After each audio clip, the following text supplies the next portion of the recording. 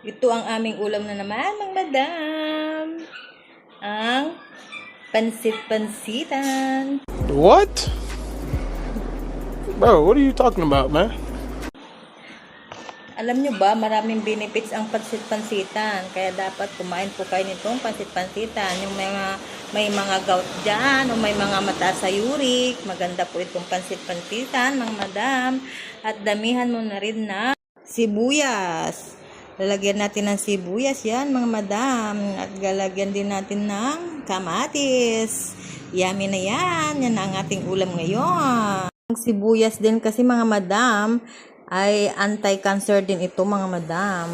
Kaya saka yung may mga high blood dyan, kumain kayo ng sibuyas. Yung fresh na ganitong sibuyas ang kainin nyo, mga madam. Para hindi kayo high blood din. Diba? Ready to eat na ang ating pansit-pansitan. Bye-bye! Kainan na. Fresh salad.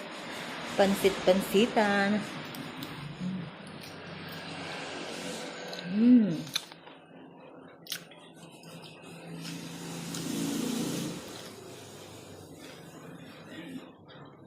Masarap siya, mga madam. Parang lemon ang lasa niya.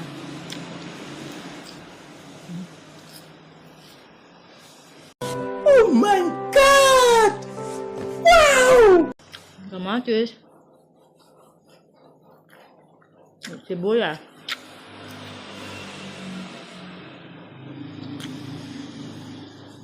Bye-bye. Thank you for watching.